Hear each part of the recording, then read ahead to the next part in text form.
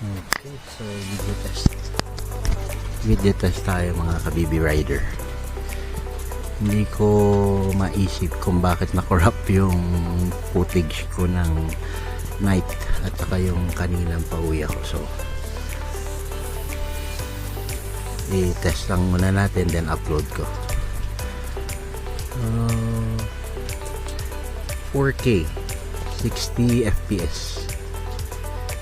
Then wait lang, switch over ako sa kung naman 1080p at 120 fps. So later, so ito naman mga kabibi rider, 1080p at 120 fps pero wala siyang enhanced image stabilization, so walang EIS. Not sure kung bakit ayaw mag-activate, pero yan ang quality niya. So right, don't forget to click like and subscribe. So pang support na lang po. Salamat sa pagpanood niyo.